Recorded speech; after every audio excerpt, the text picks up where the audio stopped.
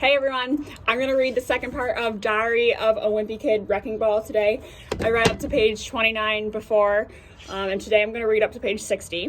And I'm also going to introduce you to my other cat. Her name is Penny. Hold on. I have to lure her with a cheese stick. Come here, big girl.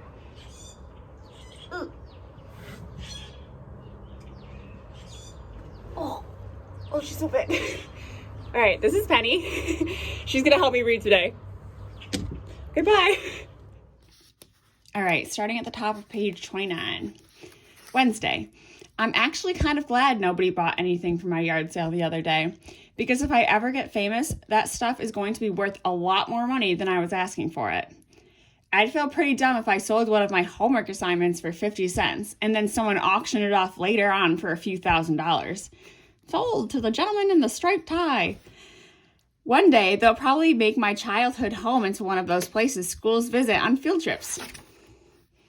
And if that happens, they're going to want to have all the authentic stuff I owned growing up. The reason I'm not already famous is because when you're a kid, they keep you busy with school and homework, and there's not a lot of time left to make a name for yourself. But one of the ways a kid can actually get famous is by becoming a hero. My parents watch the news every night, and there's always a story about a kid saving someone from choking or something like that. The problem is, those kind of opportunities don't come around that often. And believe me, I've tried to put myself in the right place for that sort of thing to happen. Look at him creeping. But I've gotten kind of tired of waiting, so I decided to try and create a situation where I was guaranteed to be a hero. I figured if I saved someone from a dog attack, they'd make a statue of me and put it in the town park, which would be pretty cool. Raleigh didn't seem so sure about my idea when I explained it to him. But when I said he'd be a part of the statue too, he changed his tune. So I got some bacon out of the refrigerator and had Riley stuff it in his pockets. Then we went around the neighborhood looking for some dogs. Bang, bang, bang. You see the bacon? We did attract some dogs, but they weren't the kind I was looking for.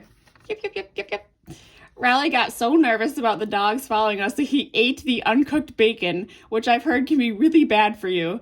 So I told his parents what happened, and they took him to the doctor just to be sure. Oh my God. I guess I saved Riley's life after all, which does sort of make me a hero if you think about it. But I don't know if that's really the kind of thing they make into a statue. Maybe I'm thinking too small with the statue idea anyway. If I do something really big, they'll make my birthday into a national holiday. That would be pretty awesome, because then everyone will get the day off from school and work, and then they'll have me to thank for it. The thing is, whenever there's a day off from school for a national holiday, I never even think about that person it's named after. I just hope that on my holiday, people will spend the whole day reflecting on my life. But with my luck, they'll just use it as an opportunity to sell furniture or something. It's the Greg Hafley Weekend Holiday Sale. With prices so low, it's crazy. April, Sunday. All the rain we've been getting has been making everything grow like crazy. And that really stinks because it's my job to weed our garden. I don't know why mom gave me this job, because she knows I'm bad at it. I can't tell the difference between a weed or something that's supposed to be in the garden, and I keep ripping up the wrong stuff by mistake. Rip. I'm still not convinced there actually is a difference between a weed and a plant. I bet there are places in the world where people think asparagus is a weed, but right now there's some kid my age busting his hump pulling it up. I don't understand why grass isn't considered a weed, because it sure looks like one to me. But people like my dad spend their entire weekends trying to get their lawn to look just right so they can impress their neighbors. I'll tell you this, when I get a place of my own, I'm going to pave the whole yard. That way I can spend my weekends enjoying myself. I'm going to save a ton of money by paving the yard. My dad spends a fortune on lawn fertilizer, and I don't think that stuff's good for you. And the proof is my neighbor Frigley, who's always out in his yard right after they spray. Oh no. I'm pretty sure all those lawn chemicals can mess with your genes. So if I end up with a third eye or something, I'm going to blame my parents. Ah! When I have my own place, everything's going to be different. And I'm not just talking about the lawn either. I used to think I wanted to live in a big mansion with a giant gate around it. But then I realized if I was famous, everyone would know where I lived. Celebrity home tours. So my new plan is to build a really small house that doesn't attract a lot of attention. And then all the good stuff will be underground. I've got ideas for what's going on each level. In fact, I just finished designing the 5th floor last week, and it's probably my favorite. So you have a trampoline park, laser tag arena, rotating restaurant, bowling alley, secret candy stash, arcade, and archery range. I'm a little worried about living underground, though, because my brother Roderick lives in our basement, and I'm not sure that's healthy. So I'm going to have tons of screens that look like windows to make it feel like I'm living on the surface. My house is going to be big so that it'll take me a while to get from place to place. That's why I'm planning on having moving sidewalks everywhere. Warning, the moving walkway is coming to an end. Yeah, I know. Bleep, bloop, bloop, bloop. My bathtub is going to be made of glass, and it'll sit inside a giant aquarium so it can feel like I'm in the ocean. It's a crazy house. My security system is going to be super high-tech. I've designed all sorts of booby traps for anyone that tries to get inside. And if someone gets past the front door, I'll just wait them out in my panic room, which is going to have steel walls that are 3 feet thick.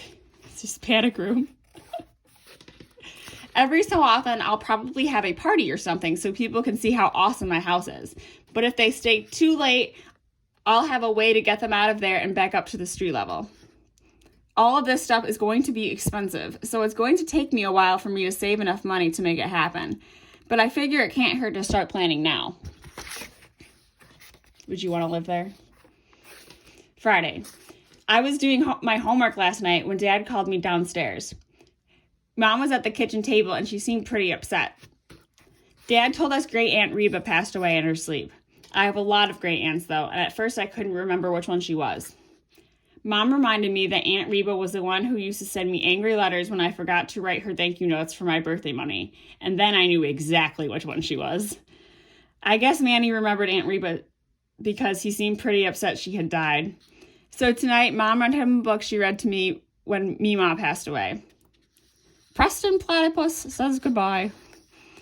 Mom has a whole shelf of these Preston Platypus books, and each one covers a different topic. She'd pull one out every time I'd have to deal with something new. When I found the books in Mom's closet, I read them all in one afternoon. I probably shouldn't have done that, though, because those books turned me into a nervous wreck. Preston Platypus gets a new babysitter, Preston Platypus trick-or-treats, and Preston Platypus goes to the dentist. One of the books was about how Preston Platypus was sad that a tree in his yard died and had to be cut down. Well, when my parents said they needed to take down a dead tree in our yard, I was a total mess. So my parents decided not to chop it down. But then a few weeks later, the tree fell in a windstorm and took out half of our deck. Crack. The Preston Platypus books follow all the same basic formulas. At first, Preston's worried about something, and then his mom tells him things are going to be okay, and she turns out to be right. I guess the reason I kept reading those books was because I always hoped there would be a big twist at the end, and then I'd be disappointed when there wasn't. So I started coming up with my own endings to the books, and when Mom saw what I drew in the back of Preston's Platypus Goes to the Zoo, she took me to see a counselor. Oh no. Saturday. Today was Aunt Reba's funeral. Mom said we had to go because Aunt Reba didn't have much family, so we needed to show our support. She told us we all had to wear black to the funeral, but when Roger came out wearing the outfit he wore to his last rock concert, Mom made him go back inside and change. That's why we were 15 minutes late to the funeral. When we got there, the service had already started, so we just stood in the back behind a crowd of people. I'd never been in a cemetery for that long before, so I felt a little nervous. That's because Roderick always says that when you go by a cemetery, you need to hold your breath so you don't swallow a ghost. Well, I held my breath for as long as I could today, but there is no way I could make it through the whole funeral. I just hope I don't swallow any ghosts, because middle school is hard enough without being possessed by a person from the 1600s. Some of the tombstones had quotes on them, And that got me thinking about what I want written in mine. Hopefully, I'll say something really wise right before I die, and they'll carve my last words into my tombstone. But I'll probably say something really dumb, and they'll use it anyway. Heffley. Does this have chickpeas in it? Because I'm allergic to chickpeas. I got a lot of questions about what happens after you die. For one thing, I want to know how you look in the afterlife. If everyone's appearance is frozen when they pass away, then heaven probably looks a lot like Leisure Towers, which is probably like a nursing home or something. I want to know what you wear up in heaven, too. If you're stuck in the clothes you had just before you died, I seriously hope nothing bad happens to me on Halloween. I'll tell you this, I want to stay alive for as long as I can, but I wouldn't want to live forever. Whenever you see a movie about someone who becomes immortal, there's always a catch that totally ruins it. The good news is, you're going to live forever. Great. The bad news is, you're a vampire and you have to drink people's blood to survive. Dang it. Plus, you can't go outside in the daylight. When a person is immortal, they always have to hide it from everyone else. I guess if people know you can't die, they treat you like a monster or something. But if I was immortal, I wouldn't even try to hide it. In fact, I'd mention it every chance I could. Make sure you fasten your seatbelt. Yeah, well, I can't die, so whatever. In school, we learned about the world's religions and how everyone believes different things. In some places, they believe that when you die, you get reborn as someone else. Some people think you can come back as a totally different creature, like an animal or an insect or something. And what you come back as depends on if you were good or bad. Well, that actually makes me a little worried because I've done a few things in my life that I'm not proud of. And if plants have feelings, then I could really be in trouble. Scream, rip. Ah! Hopefully there's still enough time for me to make things right because I seriously don't want to come back as a dung beetle in my next life. Mom told us Aunt Reba didn't have a lot of family, but she did have lots of friends, which would explain why there were so many people at her funeral. Well, I better start adding some new friends myself, or I'm not going to draw much of a crowd when it's all over for me. When the service ended today, everyone started to leave. I thought I'd recognize some people because I know that Aunt Reba had a couple of sisters who were still alive, but I didn't see anybody I knew, which was weird. Mom seemed confused too.